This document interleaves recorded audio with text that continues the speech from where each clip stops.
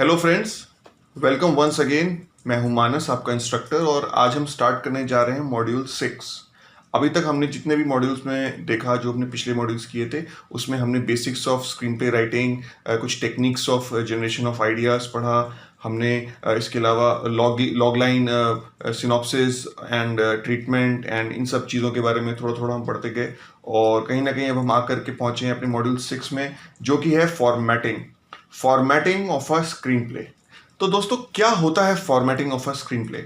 आमतौर पे देखा जाता है कि जो हर तरह की जो राइटिंग होती है, कितने भी तरह की जो क्रिएटिव राइटिंग होती है, उसका ज़्यादातर कोई फॉर्म नहीं होता। अगर हमें कोई चीज़ लिखनी है किसी के बारे में, अगर हमें एक ऐसे लिखना है, अगर हमें एक स्टोरी लिखनी है, तो लोग ज़्यादातर क्या करते हैं, पैराग्राफ बेसिस में इसको स्टार्ट कर देते हैं और अपना अपने अपने जो भी उनके थॉट्स हैं वो धीरे धीरे उसको उतारना शुरू करते हैं। कई बार हम जैसे कोई कोई नॉवल वगैरह लिखते हैं, तो हम बीच बीच में कोई डायलॉग वगैरह भी लिखते हैं उसमें, और उसका भी एक प्रॉपर एक तरीका होता है कि जिस तरह से रीडर को हम एंटाइज कर सकते हैं, उनको थोड़ा सा हम कहानी को लेकर के थोड़ा उनको इंग्रॉस कर सकते हैं। तो वो टेक्निक्स भी यूज़ की जाती हैं। बट जो हमारा स्क्रीन प्ले है दोस्तों, वो एक अलग ही तरह का एक रिटन मटेरियल है, एक अलग तरह का एक राइटिंग स्टाइल है। क्योंकि ये हम दोस्तों बना रहे हैं स्क्रीन के लिए। जैसा मैंने आपको पहले भी बताया कि जो स्क्रीन प्ले है वो विजुअल अपीलिंग, विजुअल राइटिंग उसमें ज़्यादा होती है। तो ये बेसिकली आप स्क्रीन के लिए बनाते हैं, तो इसका जो राइटिंग स्टाइल है वो आपको थोड़ा सा विजुअली रिच करना पड़ता है। तो इस वजह से इसका जो राइटिंग स्टाइल है वो थोड़ा सा डिफरेंट होता है। लेकिन डोंट वरी एट ऑल, अगर आप में से कोई भी ऐसा है जिसको इस बारे में कोई आइडिया नहीं है, जीरो आइडिया है, तो भी आप स्क्रीन पे लिख सकते हैं। जी हाँ, इसके लिए कोई स्पेशल तैयारी की जरूरत नहीं है। सिर्फ एक थोड़ी सी आदत आपको मेंटेन करनी पड़ेगी, थोड़ा सा प्रैक्टिस की जरूरत है, और अच्छा अभ्यास अगर आप करेंगे, अच्छी प्रैक्टिस अगर आप करेंगे, और जो जो बातें मैं आपको बता रहा हूँ अगर आप वो बिल्कुल डिसिप्लिन के साथ आप उसको फॉलो करते हुए जाएंगे, तो ट्रस्ट मी गाइस, आप कुछ ही दिनों के अंदर आप अच्छा स्क्रीन पे लिखना शुरू कर देंगे। और ये बात मैं फिर बताऊंगा कि स्क्रीन प्ले लिखने के लिए कोई स्पेशल क्लासेस की ज़रूरत नहीं है, क्योंकि ये एक आर्ट है, और ये आर्ट मेरा ऐसा मानना है कि हम सभी के अंदर होती है। तो जैसा कि अभी आप देख रहे हैं कि जो फॉर्मेटिंग ऑफ स्क्रीन प्ले में मैंने कुछ टर्म्स लिखे हुए हैं, कुछ टर्मिनोलॉजी लिखी हुई है। ये आपको देखने में थोड़ा सा अजीब लगेगा, आपको लगेगा कि ये किस बारे में हम बात कर रहे हैं, बट इसमें घबराने की कोई भी बात नहीं है। ये बहुत ही सिंपल चीज़ें हैं दोस्तों। अगर मैं इनके नाम पे मत जाइएगा, अगर मैं आपको इनके बारे में थोड़ा सा बताना शुरू करूंगा, तो आपको एक एक चीज़ क्लियर होती हुई नजर आएगी। एक और चीज़ मैं बताना चाहूंगा कि जो हमारा स्क्रीन प्ले होता है, ये एक एंड प्रोडक्ट नहीं है। तो ये बात आपको हमेशा याद रखना है, screen play is never N and product. Screen play के बाद हमारी शूटिंग होती है, शूटिंग के बाद हमारी पोस्ट प्रोडक्शन एडिटिंग होती है, तब हमारा प्रोडक्ट तैयार होता है। तो दोस्तों, हमें एक बात को इसको ध्यान में रखना है कि नॉवल राइटिंग जैसा था या स्टोरी राइटिंग है, वो हमारा एंड प्रोडक्ट है, but screen play is never N and product. तो इस चीज को हमें ध्यान में रखते हुए ये जो जितनी भी चीजें हैं, ये इनको लिखने का तरीका, इनको लिखने का जो रीजन है, वो यही है कि आप इसको इस तरह से लिखें स्क्रीन प्ले को, कि ताकि हम इसको शूटिंग के टाइम पे यूज कर सकें। तो चूंकि हम इसको शूट करने वाले हैं, इसलिए इसमें हम कुछ ऐसी स्टाइल का एक ऐसी स्टाइल फॉलो करते हैं, ताकि जब शूटिंग का जो प्रोसेस है वो थोड़ा सिस्टमैटिक हो जाए, थोड़ा सा इजी हो जाए, थोड़ा सा मैनेजेबल हो जाए। क्योंकि अगर आप सिर्फ एक इसको पैराग्राफ फॉर्म में लिखेंगे अपनी स्टोरी को, तो शूटिंग में आपको बहुत दिक्कत आएगी, आपका विजुअलाइजेशन खाली होगा। सेट पे जब आप जाएंगे, आपके एक्टर्स आए होंगे, आपका डेली बेसिस पे कुछ खर्चा हो रहा होगा, आपका कैमरा होगा, आपका साउंड होगा, आपका मेकअप होगा, कॉस्ट्यूम, आर्ट डायरेक्शन, तो बहुत सारे लोग होते हैं। और बहुत सारा, कई बार अगर हाई बजट फिल्म्स हैं, very large budget, big budget films हैं, अगर तो आप उसमें देखेंगे तो हर रोज लाखों रुपए खर्च होते हैं। तो अगर ऐसे में अगर आपके पास एक प्रोडक्ट, एक आपके पास एक अच्छा स्क्रीन प्ले, जो अच्छे से, जो पूरा जो राइट फॉर्मेट में लिखा गया स्क्रीन प्ले नहीं होगा, तो हर एक चीज बड़ी मुश्किल होगी, केओस हो जाएगा, सेट पे कंफ्यूजन होगा, डायरेक्टर को नहीं पता होगा मुझे क्या करना है, एक्टर को अपने डायलॉग्स नहीं पता होंगे, आर्ट डायरेक्टर को नहीं पता होगा कि सेट कैसा बनाना है, कैमरामैन को नहीं पता होगा कि लेंस कौन सा लगाना है, साउंड वाले को नहीं पता होगा कि कहाँ पे साउंड चाहिए, कहाँ पे नहीं चाहिए। लेकिन ये सब आसान करता है हमारा स्क्रीन प्ले। तो आइए जानते हैं कि ये स्क्रीन प्ले आखिर ऐसा करता क्या है। तो दोस्तों, सबसे पहले जो इसमें देखने वाली चीजें हैं वो मैंने लिख रखी है स्लग लाइन। ये थोड़े से टर्मिनोलॉजीज हैं जिनको हम एक बार डिस्कस करते हैं। एक बार मैं आपको बताऊंगा कि है क्या चीजें, और इसके बाद हम इनको लिख के दिखाएंगे। मैं आपको एक स्क्रीन प्ले पे काम करता हुआ दिखाऊंगा कि कौन कौन से टर्म्स को हम क्यों यूज करते हैं। तो दोस्तों सबसे पहले है slug line slash scene header. Now क्या होता है इस स्लग लाइन और सीन हेडर, आइए जानते हैं।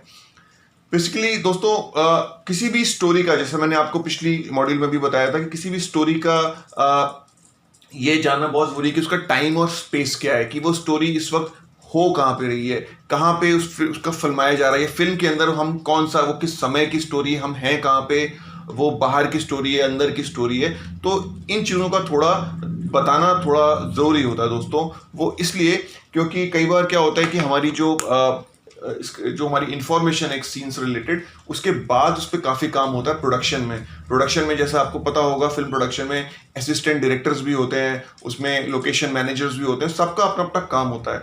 फॉर एग्जाम्पल अगर मैं लोकेशंस को क्लियरली डिमार्केट नहीं करूंगा अपने स्क्रीन प्ले में, तो लोकेशन मैनेजर को पता नहीं होगा कि हमारी शूटिंग के टाइम पे हमें कितनी डिफरेंट लोकेशंस की जरूरत पड़ने वाली है, और अगर हमारे फिल्म में हमें ये लोकेशन चाहिए तो वो लोकेशन होगी कहाँ पे।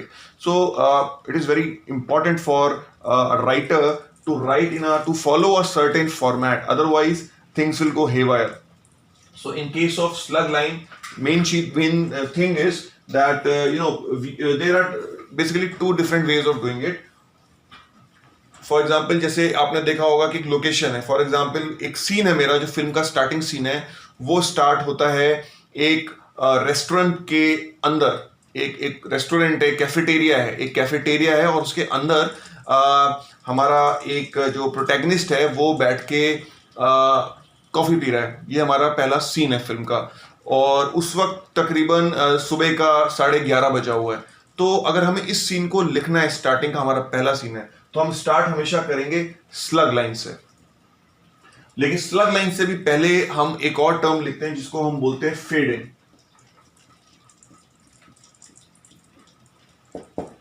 सो friends, what is fade in? Now fade in और फेड आउट, ये दो चीजें हम यूज करेंगे अपने स्क्रीन प्ले में। फेड इन और फेड आउट बेसिकली एक तरह से डिमार्केशन लाइन है दोस्तों।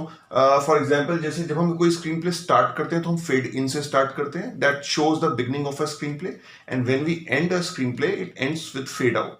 सो basically fade in and fade out reveal करता है कि फेड इन मतलब उस समय फेड इन तक स्क्रीन ब्लैक है, फेड इन के बाद ही हमारा विजुअल हमें दिखना शुरू होता है, और जैसे ही हमारा लास्ट विजुअल खत्म होता है तो वो फेड आउट हो जाता है। हम इसको दी एंड भी लिख सकते हैं, but fade in fade out जो एक तरह से एक वो बना हुआ है, एक एक एक, एक उसका स्क्रीन प्ले का एक ऑर्डर बना हुआ है पहले से, तो हम उसी को फॉलो करेंगे, फेड इन और फेड आउट को। सो फेड इन हम लिखते हैं जब स्क्रीन प्ले स्टार्ट करते हैं, फेड इन के तुरंत बाद आती है आपकी slug line. Now slug line होती क्या है, मैं अभी आपको बेसिकली सारों जितने भी हैं ये टर्मिनोलॉजीज, इनका मैं थोड़ा थोड़ा डिस्क्रिप्शन दूंगा, और इसके तुरंत बाद मैं आपको इसका एक प्रैक्टिकल एक्सपीरियंस भी दिखाऊंगा। हम एक फिल्म की स्क्रिप्ट को भी देखेंगे, और साथ साथ में उस स्क्रिप्ट के अंदर मैं आपको ये सारी चीजें बताऊंगा कहाँ कहाँ पे हैं, और फिर हम उसको किस तरह से अपनी स्क्रिप्ट में इनकॉर्पोरेट कर सकते हैं। सो एक बार आप समझ लीजिए खाली, फिर हम इसको प्रैक्टिकली करके भी देखेंगे एक फिल्म के स्क्रीन प्ले के साथ। सो फेडिंग के बाद आता है स्लग लाइन, और स्लग लाइन और सीन हेडर क्या होता है? Basically interior exterior of a location, हम लोग कहाँ पे हैं और टाइम ऑफ द डे क्या है। तो इसको हम लिखते हैं कुछ इस तरह से, इंटीरियर, सपोज आपका जो शॉट है, आपका जो सीन स्टार्ट हो रहा है फिल्म का, वो इंटीरियर मॉल है, एक मॉल के इंटीरियर से स्टार्ट होता है कि हमारा कैरेक्टर जो है वो एक मॉल के अंदर है, और बाहर इस वक्त दिन है, करीबन 11:30 बजा हुआ है। तो हम लिखेंगे इंटीरियर INT डॉट जो भी आपका XYZ मॉल, जो भी मॉल का नाम है आप यहां लिख सकते हैं, और उसके बाद हम लिखेंगे डे, और डे के बाद हम लिखते हैं कुल। So now why do we use interior XYZ mall in day? ये लिखना क्यों जरूरी है दोस्तों? बिकॉज जो फिल्म्स हैं वो शूट होनी है, जैसे कि मैंने आपको पिछले मॉड्यूल्स में भी बताया कि जो स्क्रीन प्ले है that is not a finished product, that is not your end product, your film is your end product. So इसके बाद भी एक बहुत इंपॉर्टेंट फेज है फिल्म में, विच इज द शूटिंग। तो उसको फैसिलिटेट करने के लिए हमें यहाँ पे कुछ क्यूज देने होते हैं। अगर हम इंटीरियर XYZ मॉल और डे लिखेंगे तो हमारे जो आर्ट डायरेक्टर्स हैं, हमारे जो कैमरा और लाइटिंग के टेक्नीशियंस हैं, हमारे डायरेक्टर साहब हैं, उनको क्लियर होगा कि ये इस सीन में हमें बजट कितना लगेगा। फॉर एग्जाम्पल अगर ये इंटीरियर मॉल का सीन है तो इंटीरियर का मतलब है कि इंडोर, इंडोर का मतलब है कि हमें आर्टिफिशियल लाइट्स यूज करनी पड़ेंगी। तो हमारा बजट हमें कितना अलाउ करता है, हमें कितनी लाइट्स की जरूरत पड़ेगी, वो हमारा सोचने का एक बहुत इंपॉर्टेंट टॉपिक है। साथ साथ जो असिस्टेंट डायरेक्टर्स हैं वो जब इस स्क्रिप्ट का ब्रेकडाउन करेंगे, जब इस सीन का ब्रेकडाउन करेंगे, तो उनको बड़ा आसानी से वो कैटेगराइज कर सकते हैं कि हमारी पूरी फिल्म के अंदर टोटल इंटीरियर सीन्स कितने हैं। अगर पूरी फिल्म के अंदर अगर मान लीजिए 75 सीन्स हैं टोटल, तो उसमें से इंटीरियर कितने हैं, हो सकता है इंटीरियर आपके 50 सीन्स हो, तो उनको पता है कि कौन कौन से सीन इंटीरियर है। तो आपकी स्क्रिप्ट में जब वो देखेंगे इंटीरियर लिखा हुआ, तो वो ऑटोमेटिकली वो सीन को अलग तरह से लिख लेंगे और एक जगह पे अलग से फिल्टर आउट करके इंटीरियर सीन्स एक जगह इकट्ठे हो जाएंगे। साथ साथ लोकेशन क्या है आपकी, अब हो सकता है आपकी फिल्म के अंदर ये XYZ मॉल 4 या 5 बार आता हो, तो हमें पता है कि किन किन सीन्स में इस मॉल की शूटिंग है। तो अगर हम स्लग लाइन लिख देते हैं सीन के ऊपर, तो अगेन हमारे एडीज को, हमारे डायरेक्टर को ये पता लग जाएगा कि हमारे इस मॉल को हम कितने सीन्स में यूज करने वाले हैं, ताकि जब हम उस मॉल में शूट के लिए जाएं तो हमारे पास टोटल नंबर ऑफ सीन्स हो कि हमें 4 सीन्स शूट करने हैं या 5 सीन्स शूट करने हैं, और उस हिसाब से हम पूरे सीन्स वहां शूट कर लें। तो ये हमारा एक बहुत इंपॉर्टेंट पर्पज है जो स्लग लाइन पूरी करती है। डे है कि नाइट है, अगेन लाइट्स का इस्तेमाल हम करेंगे। अगर डे का सीन है तो अगर आउटडोर, अगर यहाँ पे एक्सटीरियर होता दैट मीन्स बाहर का सीन है, रोड का सीन है, डे का सीन है, तो शायद हमें किसी आर्टिफिशियल लाइट की जरूरत नहीं पड़ती, हम नेचुरल सन की लाइट को रिफ्लेक्ट कर सकते थे, या हो सकता है रिफ्लेक्टर की भी जरूरत ना पड़ती, हम सिर्फ सन की लाइट में शूट कर सकते थे।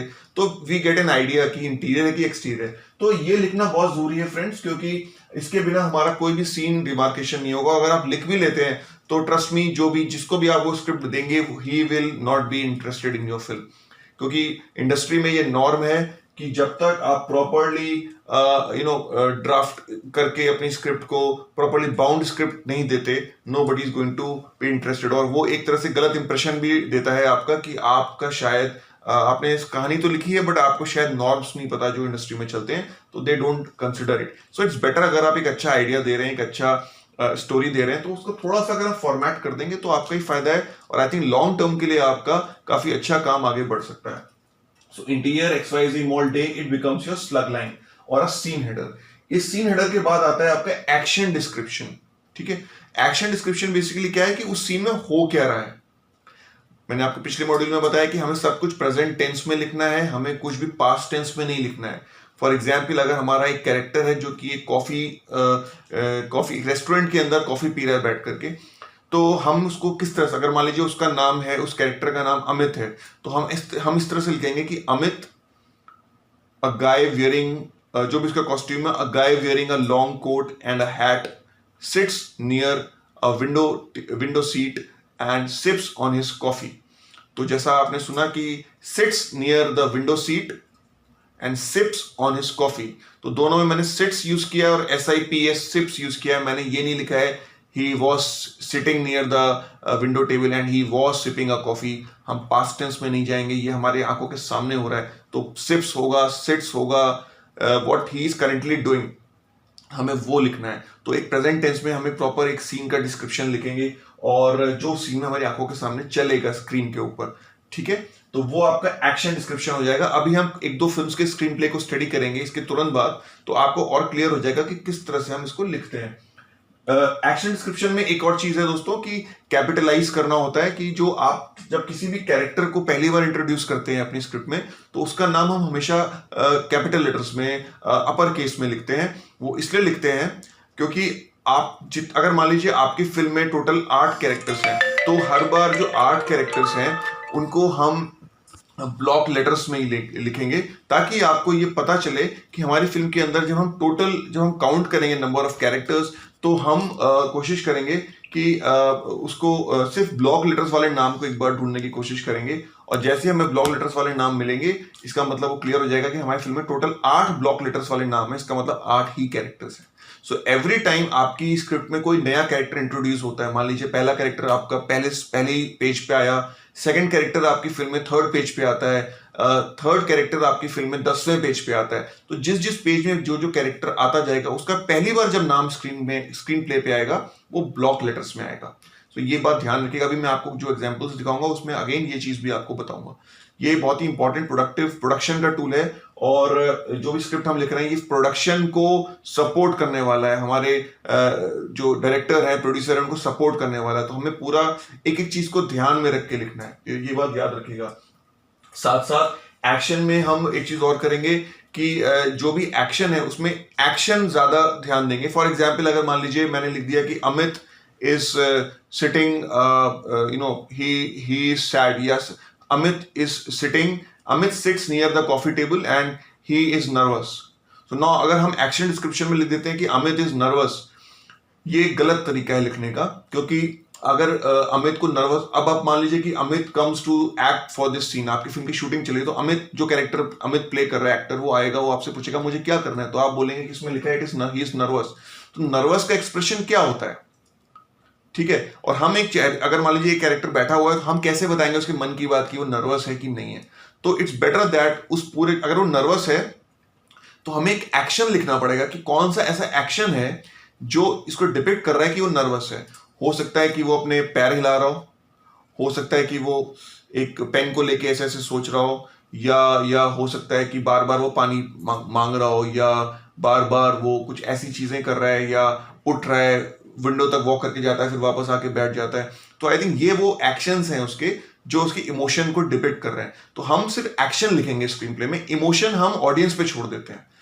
ऑडियंस को हम स्पून फीडिंग नहीं करेंगे कि वो क्या सोच रहा है, क्योंकि आप ये कर भी नहीं सकते, ऑडियंस को छोड़ना ही पड़ेगा आपको। तो आप सिर्फ एक्शन पे ध्यान दीजिए, आप एक्शन क्या कर रहा है आपका कैरेक्टर, इमोशन ऑडियंस अपने आप क्लियर कर लेगी, ट्रस्ट मी। तो एक्शन डिस्क्रिप्शन के बाद आता है आपका डायलॉग्स। डायलॉग्स कैसे लिखने वो भी मैं आपको दिखाऊंगा एक स्क्रीन प्ले के अंदर, कि सेंट्रली हम पेज में अलाइन करते हैं कैरेक्टर का नाम। अगर अमित कोई डायलॉग बोल रहा है तो अमित लिखेंगे उसका नाम ब्लॉक लेटर्स में, उसके नीचे उसका डायलॉग होगा, जो भी वो डायलॉग बोल रहा है वो डायलॉग आएगा इस तरह से। और कोई दूसरा कैरेक्टर है उसका भी डायलॉग है, उन दोनों का आपस में कुछ बातचीत चल रही है, तो अमित के बाद उसका नाम लिखेंगे, फिर उन दोनों का डायलॉग उसके बीच में लिखेंगे। तो डायलॉग्स के बाद आता है आपका एक्सटेंशंस। एक्सटेंशंस क्या होता है, जैसे कि आपकी फिल्म में मान लीजिए जैसे लगान आपने देखी होगी, तो उसमें अमिताभ बच्चन जी का वॉइस ओवर है, स्टार्टिंग में वॉइस ऑफ गॉड नरेशन है। Basically Amitabh Bachchan ji is not present in Lagaan, he is nowhere in the Lagaan, बस उनका जो आवाज है वो यूज किया गया है एज अ वॉइस ओवर। तो अगर आपका कोई फिल्म के अंदर वॉइस ओवर है, तो अगर मान लीजिए एक आवाज आ रही है, वो किसी की भी आवाज हो सकती है, तो हमें कैसे पता चलेगा कि ये डायलॉग में बोल रहा है कि ये वॉइस ओवर है। तो अगर ये वॉइस ओवर है तो हम उसमें VO करके लिख देते हैं, V मतलब वॉइस, O मतलब ओवर। तो वॉइस ओवर जब लिखेंगे तो हमें डिपिक्शन होगा कि ये आवाज जो है ये वॉइस ओवर है, ये फिल्म का वर्ल्ड का शायद आवाज नहीं है, ये फिल्म के वर्ल्ड से बाहर का आवाज है। जैसे अमिताभ की जो आवाज है इन लगान वो वॉइस ऑफ गॉड नरेशन है, ठीक है, जैसे भगवान की आवाज है वो। तो जैसे महाभारत में था मैं समय हूं, तो वो एक वॉइस ओवर था। सिमिलरली एक्सटेंशंस में एक होता है OS। OS का मतलब होता है ऑफ स्क्रीन। कई बार ये भी होता है कि फ्रेंड्स की कैमरा एक कैरेक्टर के ऊपर होता है, और एक वो मान लीजिए कैरेक्टर है जो बैठ के कुछ काम कर रहा है और कैमरा उसी के ऊपर है, और पीछे से एक आवाज आती है उसको, मान लीजिए उसका नाम अमित है, तो कोई बोलता है अमित, तो कैरेक्टर स्क्रीन से उस तरफ देखता है और बोलता है हाँ मैं आता हूं। तो वो जो आवाज आई अमित, वो बेसिकली ऑफ स्क्रीन साउंड है, क्योंकि वो जिसकी आवाज है वो हमें स्क्रीन पे दिख नहीं रहा है। तो जब भी कोई इस तरह की आवाज हो आपकी स्क्रिप्ट में, तो हम हमेशा उसको OS करके डिनोट करते हैं। तो ये कुछ एक्सटेंशंस है जिनका हम यूज करेंगे स्क्रीन प्ले में, मैं आपको करके दिखाऊंगा। पेरेंथेटिकल्स। Now पेरेंथेटिकल्स, PARENTHETICALS। पेरेंथेटिकल्स एक बड़ी ही इंपॉर्टेंट चीज है। डायलॉग बोलते वक्त जो एक एक्टर है, जो कैरेक्टर है, वो किस सेंस में वो डायलॉग बोल रहा है, ये थोड़ा सा उसको क्लियर करता है। फॉर एग्जाम्पल हमने स्क्रिप्ट में लिख दिया कि एक कैरेक्टर है रोहित, तो रोहित ने अमित को बुलाया। अमित को जब उसने बुलाया तो उसने विस्पर करते हुए बुलाया, अमित, इस तरह से बुलाया उसने, अमित, ठीक है। स्क्रिप्ट पे तो आप अमित ही लिखोगे, लेकिन ये पता कैसे चलेगा कि यहाँ पे ये विस्पर कर रहा है कि ये अमित ऐसे बुला रहा है, किस तरह से उसका, किस टोन में उसको बुला रहा है। तो हम रोहित जब उसका नाम लिखेंगे डायलॉग के ऊपर, कैरेक्टर का नाम जब लिखेंगे, तो ब्रैकेट में हम पेरेंथेटिकल लिख देंगे। पेरेंथेटिकल की जगह मतलब उसका मतलब है रोहित ब्रैकेट में विस्परिंग, फिर वो नीचे लिखेंगे डायलॉग अमित। ठीक है, तो हमें क्लियर हो जाएगा कि यहाँ पे विस्पर करना है। तो एक एक्टर को एक बहुत इंपॉर्टेंट क्यों मिलेगा कि विस्पर करते हुए हमें वो अमित को बोलना है। या एक और तरीका है, फॉर एग्जाम्पल मान लीजिए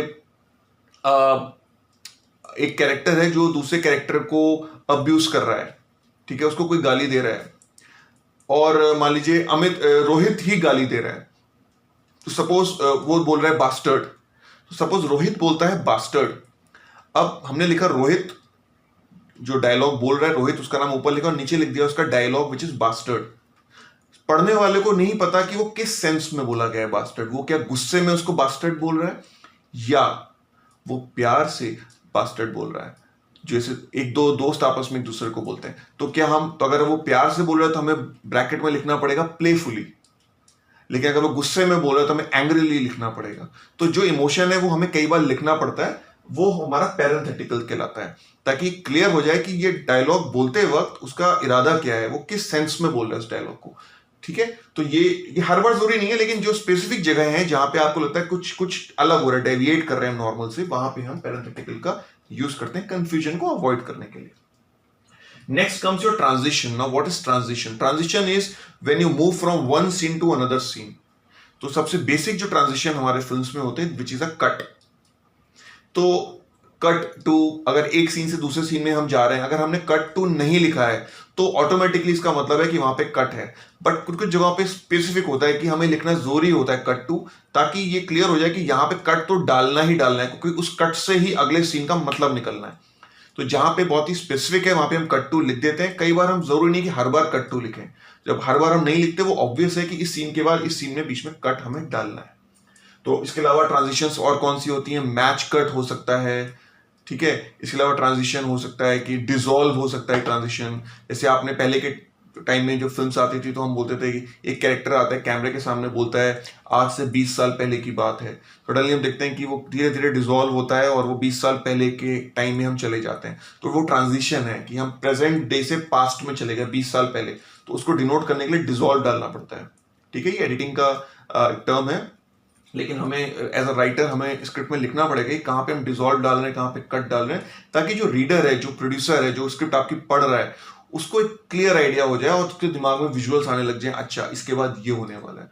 और मेरी बात अगर आप माने तो जितना इन चीजों को आप अच्छे से यूज करेंगे, अच्छी जगह पे सही जगह पे प्लेस करेंगे, उतना ही स्मूथ रीडिंग होगी आपकी स्क्रीन प्ले में। कोई कंफ्यूजन नहीं होगा किसी भी तरह का। सो ज्यादा कुछ नहीं, थोड़ा सा इसकी हैबिट डालनी बहुत जरूरी है। अभी हम जब कुछ स्क्रीन प्लेस को स्टडी करेंगे तो आपको थोड़ा और क्लियर हो जाएगा। सब हेडर्स, नाउ एक तो मैंने आपको बताया था सीन हेडर। सीन हेडर होता है आपकी slag line, interior, exterior, day.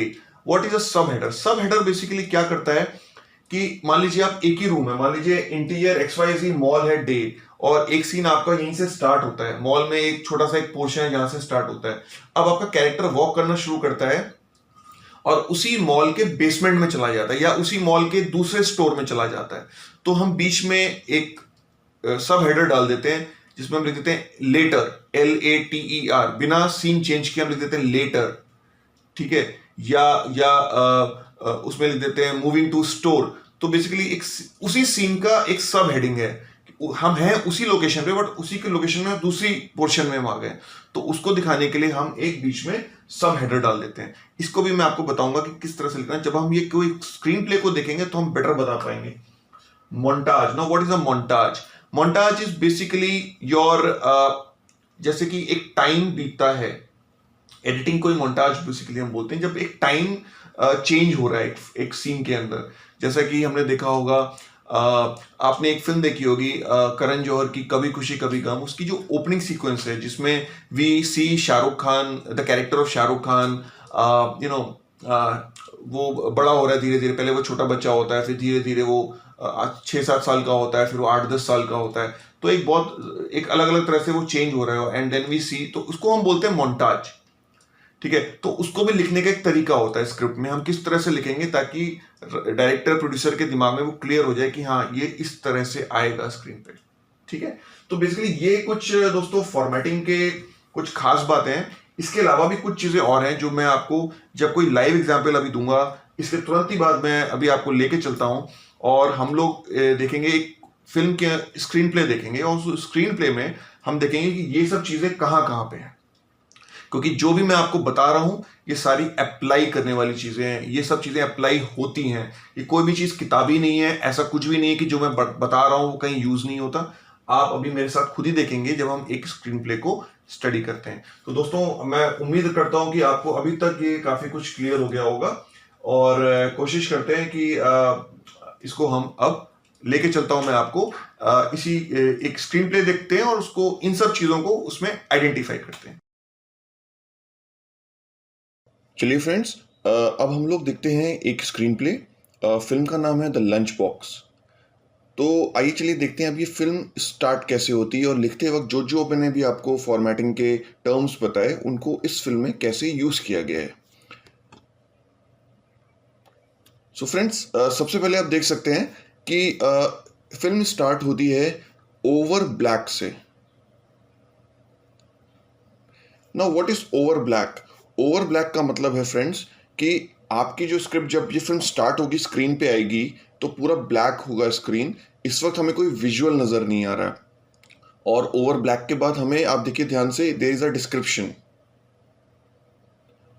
इस डिस्क्रिप्शन का मतलब है ये हमारी साउंड्स हैं, ये हमारे वो साउंड, क्योंकि विजुअल तो आ नहीं रहा है, विजुअल पूरा ब्लैक आ रहा है, ये साउंड्स हैं जो आपको सुनाई देंगी। तो जब भी कोई सीन हम इस तरह से स्टार्ट करेंगे जहाँ पे we don't see any visual, कोई विजुअल दिख नहीं रहा है लेकिन साउंड आ रही है, तो हम उसको कैसे लिखेंगे एक बार दोबारा देखिए। ऑब्जर्व करिए साउंड्स कैसे यूज किए हैं। A rooster crows, milkman rings, train chugs, ये जो है, और in the morning symphony. Morning symphony का मतलब है कि जो आसपास जो सुबह सुबह जो आवाज़ें होती हैं, जो सुबह सुबह का एक माहौल होता है, उसको दर्शाया गया है इस सीन में। तो ये डिस्क्रिप्शन दिया है ओवर ब्लैक के बाद। नाउ यू कैन सी कि जैसे ही ये डिस्क्रिप्शन खत्म होता है हमारा एक हेडिंग आती है जिसको हम बोलते हैं fade in. Now what is fade in? दोस्तों फेड इन जो है वो हर एक स्क्रीन प्ले की बिगनिंग है। जब हमारा पहला विजुअल हमें नजर आता है किसी भी फिल्म का, वो फेड इन से ही स्टार्ट होता है। तो आप कह सकते हैं कि fade in is a demarcation line. Now you can see the first visual जो कहता है कि two Mumbai local trains pass each other in the morning haze. अगर आप लंच बॉक्स देखें तो आप देखेंगे कि जो पहला शॉट है वो दो ट्रेन्स का होता है जो आपस में एक दूसरे के बगल से निकल रही होती हैं। तो उसी विजुअल को यहाँ पे डिस्क्राइब किया है, two Mumbai local trains pass each other in the morning haze. ठीक है दोस्तों, ये भी एक एक्शन डिस्क्रिप्शन ही है। फेड इन के बाद उन्होंने एक एक्शन डिस्क्रिप्शन दिया है। इसके बाद कुछ जैसा आप देख सकते हैं देयर आर फ्यू शॉट्स। तो ये मोन्टाज है बेसिकली, जो सुबह सुबह का मोन्टाज स्टैब्लिश किया। ध्यान से देखिए सारे शॉट्स को।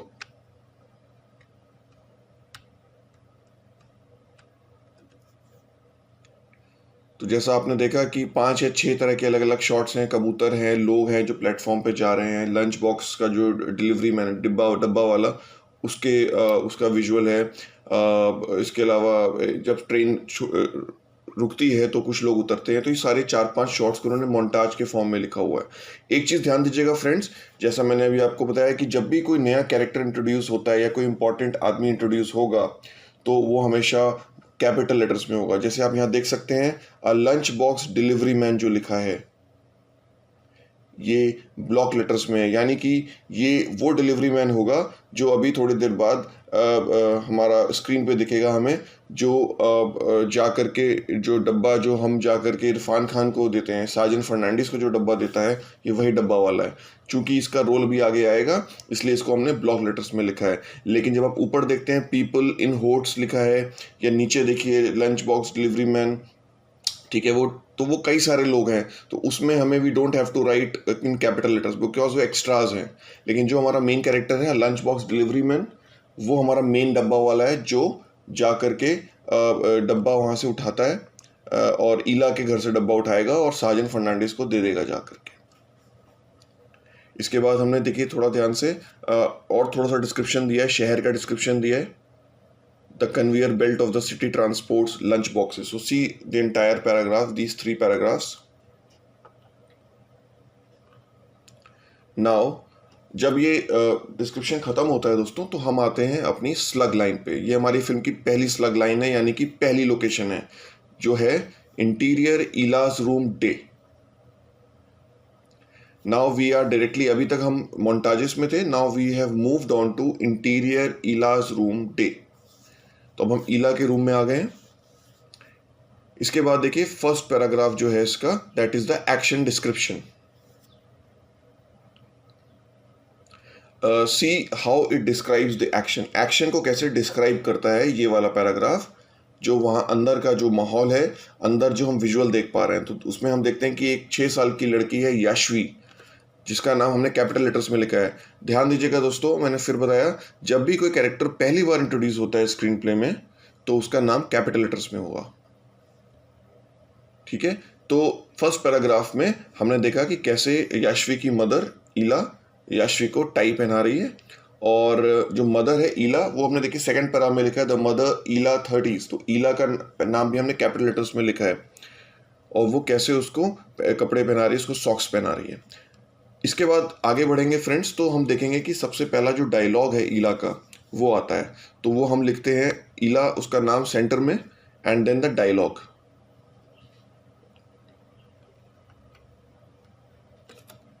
नाउ सिंस आप देख रहे हैं दोस्तों कि यहाँ पे ईला का डायलॉग कंटिन्यूएशन में है, ईला कंटिन्यू बोले, लेकिन हमारा पेज खत्म हो गया है, तो हम हमेशा पेज एंड करते वक्त मोर लिख देंगे, और right side of the page में हम कंटिन्यूड लिखेंगे, और नेक्स्ट पेज की स्टार्टिंग भी हम कंटिन्यूड से करेंगे, ताकि जो रीडर है उसको एक क्यू मिल जाए कि यहाँ से हम दोबारा हमारा वही डायलॉग चल रहा है जो कंटिन्यूड हो रहा है। ठीक है फ्रेंड्स, तो हमने देखा, इसके बाद हम आगे बढ़ते हैं, और देखिए यहाँ पे एक डायलॉग लिखा है, एक एक्शन डिस्क्रिप्शन है, अब प्रेशर कुकर विसल्स, तो जो विसल्स की आवाज़ है, विसल्स जो लिखा है वर्ड, वो हमने कैपिटल लेटर्स में लिखा है। Why? Because it's a very important sound. जो आपका साउंड डिज़ाइनर है उसको ये ढूंढने में दिक्कत नहीं आएगी कि कहाँ कहाँ पे कैपिटल लेटर्स हैं, वहाँ पे वो अपने साउंड को डिज़ाइन कर सकता है। तो यहाँ पे कुकर की सीटी की आवाज़ को उसको डिज़ाइन करना पड़ेगा, इसलिए ये उसके लिए क्यू है। नाउ सी डायलॉग कंटिन्यू होते हैं, ईला के, याश्वी के, अगेन ईला के, फिर लिखा है अ हॉर्न ब्लेयर्स, तो हॉर्न की ब्लेयर्स यानी कि हॉर्न की जो आवाज़ है वो एक इंपॉर्टेंट क्यू है साउंड डिज़ाइनर के लिए, इसलिए अगेन ब्लेयर्स को हमने कैपिटल लेटर्स में लिखा है। Again action description, action description, action description. उसके बाद हम इंटीरियर किचन कंटिन्यूअस, एक अलग स्लग लाइन में आते हैं, और हम देखते हैं कि अब ईला घूम के किचन की तरफ आ गई है। कंटिन्यूअस है दोस्तों यहाँ पे, यानी कि आपको कट नहीं डालना है, इसलिए यहाँ पे कंटिन्यूअस है शॉर्ट। अब दोस्तों ध्यान से देखिए, किचन में जब आती है ईला तो यहाँ पे एक्शन डिस्क्रिप्शन है किचन का, प्रेशर कुकर का दाल टेस्ट करती है वो, और एक आवाज़ आती है Mrs Deshpande. Now there is another character Mrs Deshpande, लेकिन आप ध्यान दीजिए तो उसके नाम के आगे लिखा है OS, यानी कि मिसेस देशपांडे जो डायलॉग बोल रही हैं वो OS है। OS का मतलब है ऑफ स्क्रीन, मतलब कि मिसेस देशपांडे आपको दिखेंगी नहीं, मिसेस देशपांडे का आवाज़ खाली आ रहा है, लेकिन Mrs Deshpande can not be seen. तो OS जब हम लगा देते हैं फ्रेंड्स किसी डायलॉग के आगे, इसी तरह से इसका मतलब है कि उस डायलॉग में हमें सिर्फ आवाज़ आ रही है, जो कैरेक्टर उस डायलॉग को बोल रहा है वो स्क्रीन पे दिख नहीं रहा है। यहाँ से फिर अगेन कंटिन्यूशन में हम आगे बढ़ते हैं, and the scene continues. Page 3 में भी सेम चीज़ कंटिन्यू होती है, हल्का सा एक्शन डिस्क्रिप्शन होता है जहाँ पे वो स्पाइस बॉक्स को उठा रही है, मसालदानी उठाती है, ढूंढ रही है, तो वो सारा एक्शन है। देन अगेन मिसेस देशपांडे की आवाज़ें आ रही हैं, वो भी देखिए सारा OS में है, क्योंकि वो उसके घर के ऊपर उसकी पड़ोसन है और वहाँ से वो आवाज़ देती है, लेकिन वो दिखती नहीं है, पूरी फिल्म में हमें मिसेस देशपांडे दिखती नहीं है। ठीक है दोस्तों, पेज नंबर 4 पे आते हैं। देखिए यहाँ पे जो पहला स्लग लाइन लिखा है पेज नंबर 4 में, इंटीरियर डोरवे मोमेंट्स लेटर, यानी कि अब वो दरवाजे जब जाके उसकी घंटी बजती है और डब्बा वाला वहाँ पे आ गया है, और वो ईला फटाफट उसको वो डब्बा दे देती है, और डब्बा वाला वहाँ से लेके निकल जाता है। तो यहाँ पे देखिए ट्रांजिशन आता है कट टू का मतलब अब यहाँ पे कट है, और हम एक इंटीरियर लोकेशन से अब हम एक्सटीरियर लोकेशन पे आ गए। एक्सटीरियर लोकेशन है एक्सटीरियर स्ट्रीट डे।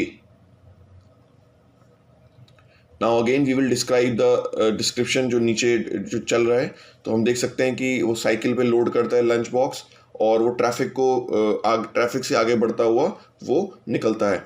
अब आप देखिए ध्यान से दोस्तों, तो यहाँ पे एक क्लोज ऑन लिखा हुआ है। क्लोज ऑन का मतलब है वो एक तरह का एक सब हेडर है जो हमें बता रहा है, जो हमारे डायरेक्टर को बताएगा कि यहाँ पे बेसिकली एक क्लोजअप शॉट शायद होगा, लेकिन हम क्लोजअप नहीं लिखेंगे। हमने वहाँ पे एक डायरेक्शन लिखा है, एक डिस्क्रिप्शन लिखा है। वो डिस्क्रिप्शन काफ़ी अपने आप में। इसके बाद इंसर्ट टाइटल आता है, यानी कि यहाँ पे फिल्म का टाइटल आएगा लिख के। उसके बाद देखिए फिर एक अलग स्लग लाइन आती है, interior Kandivali station moments later. तो यानी कि देखिए जैसे जैसे हमारी लोकेशन चेंज होती है, हमारी स्लग लाइन भी चेंज हो जाती है। तो आपको बेसिकली ध्यान इस बात का रखना है कि जब भी स्लग लाइन चेंज होगी, हल्का सा एक एक्शन डिस्क्रिप्शन होगा, विजुअल राइटिंग जिसको बोलते हैं। जब तक आपका विजुअल राइटिंग नहीं होगा, it won't be possible for a director या जो भी फिल्म के क्रू हैं उनको विजुअलाइज करने में आसानी नहीं होगी। तो एक्शन डिस्क्रिप्शन जब आप लिखते हैं तो उनको विजुअलाइज करने में आसानी होती है। चलिए दोस्तों, अब एक और स्क्रिप्ट मैं आपको दिखाता हूँ। ये फिल्म शाहिद की स्क्रिप्ट है। हंसल मेहता की एक फिल्म आई थी शाहिद, राजकुमार राव उसमें लीड रोल में थे। सीधा हम आते हैं इसके पेज नंबर 3 पे आते हैं। पेज नंबर 3 पे जब आप आएंगे तो आप देखेंगे कि जो सीन नंबर 4 है, इसमें नीचे प्रोसिक्यूटर का एक डायलॉग है। ब्रैकेट में लिखा है जम्प्स अप इनरेज्ड, यानी कि प्रोसिक्यूटर जो है वो बहुत गुस्से में एकदम से खड़ा होता है। तो ये जो जम्प्स अप इनरेज्ड है फ्रेंड्स, ये है हमारा पेरेंथेटिकल्स। जी हाँ। अब अगर मैं इस पेरेंथेटिकल्स को हटा के ये डायलॉग बोलता हूं, जो नीचे का डायलॉग एक बार पढ़िए आप।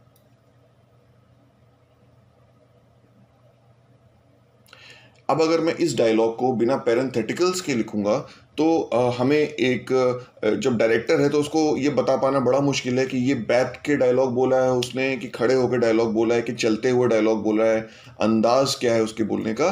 तो उस अंदाज को, उस फॉर्म को बताने के लिए हमने ब्रैकेट में इनरेज्ड और जंप्स अप लिखा है।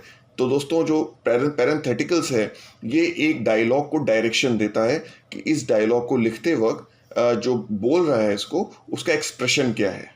क्या वो गुस्से में बोल रहा है, क्या वो धीरे से विस्पर करते हुए बोल रहा है, कि वो चिल्ला के बोल रहा है, कि वो प्यार से बोल रहा है। तो जो भी होता है, हम यहाँ पे प्लेफुली है या विस्परिंग लिख सकते हैं, या हम रबिंग हिज हेड लिख सकते हैं कि अपने सर को मलते हुए लिख रहा है, रबिंग हिज हेड लिख रहा है, या अपने बालों को छूता हुआ लिख रहा है तो टचिंग हिज हेयर बोल सकते हैं। तो जो भी एक्शन का एक्सप्रेशन है, जो भी कैरेक्टर का एक्सप्रेशन है, वो हम पेरेंथेटिकल्स में लिखते हैं। वापस आते हैं दोस्तों, लंच बॉक्स के स्क्रीन प्ले को देखिए फिर से एक बार। जो लंच बॉक्स स्क्रीन प्ले का जो लास्ट पेज है, पेज नंबर 85 है, ध्यान से देखिए। तो इसमें हम जो लास्ट सीन है फिल्म का, अगर हम उसको एक बार पढ़ें तो हमने देखिए स्लग लाइन है, इंटीरियर इलास हाउस कंटिन्यूस। और ये पूरा एक्शन डिस्क्रिप्शन एक बार पढ़िए।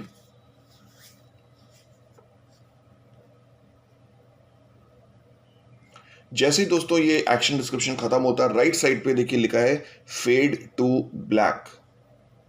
हम यहाँ पे फेड आउट भी लिख सकते हैं, हम यहाँ फेड टू ब्लैक भी लिख सकते हैं, दोनों का मतलब एक ही है। इसका मतलब है कि वापस से स्क्रीन ब्लैक हो जाती है और उसके तुरंत बाद क्रेडिट्स रोल। तो जो फाइनल हमारे क्रेडिट्स आते हैं स्क्रीन पे, वो रोल होने लग जाते हैं। तो इसी तरह से हमारी हर एक जो स्क्रीन प्ले है वो स्टार्ट होता है फेड इन से एंड एंड होता है फेड आउट से या फेड टू ब्लैक से।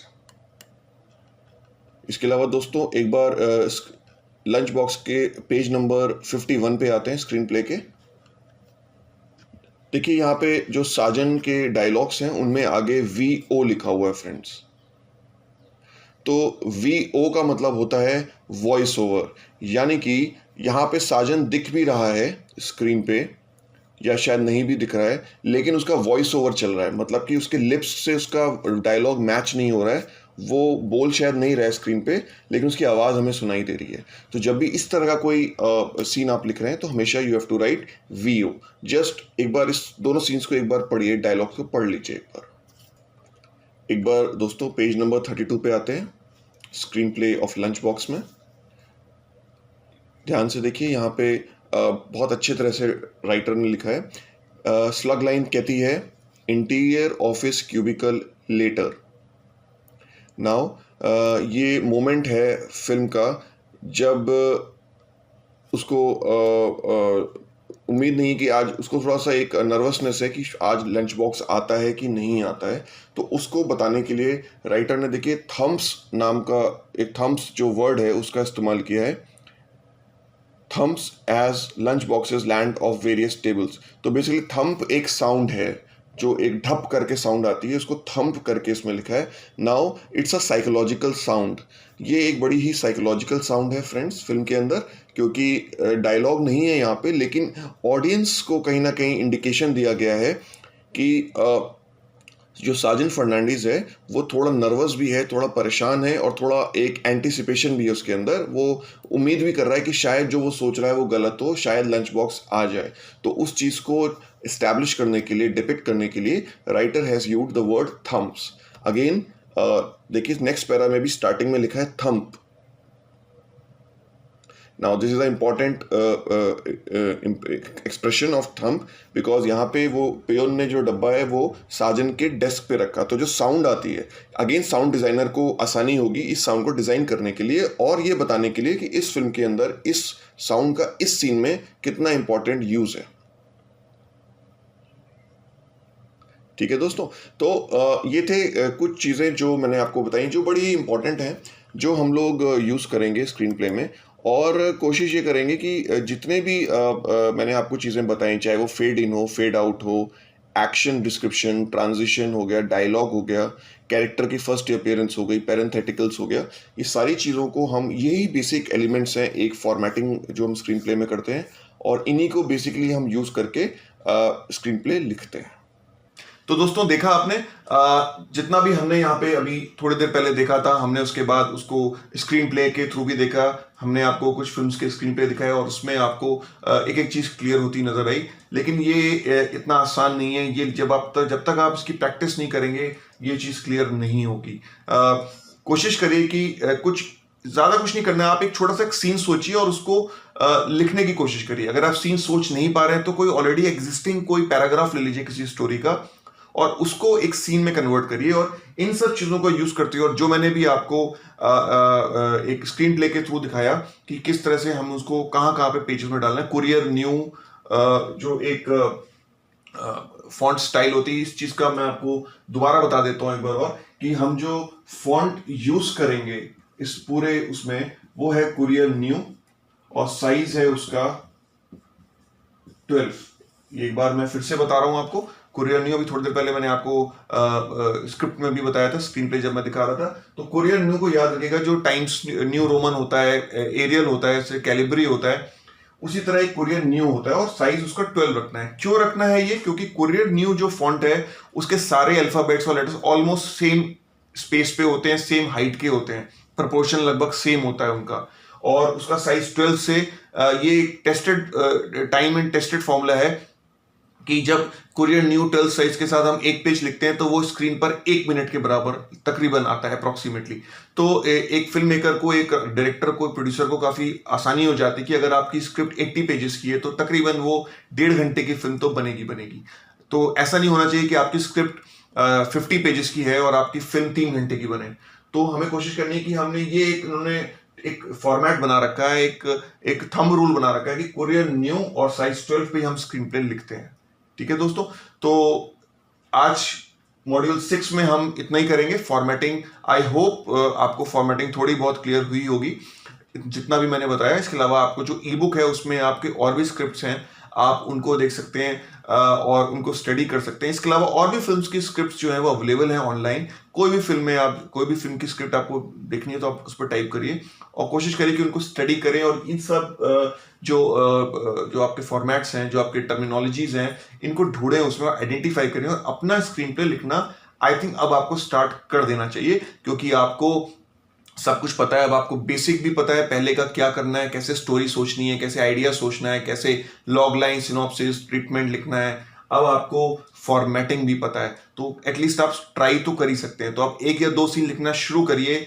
मिलते हैं आपसे अब हम नेक्स्ट मॉड्यूल में। तब तक के लिए प्रैक्टिस करते रहिए एंड कीप राइटिंग।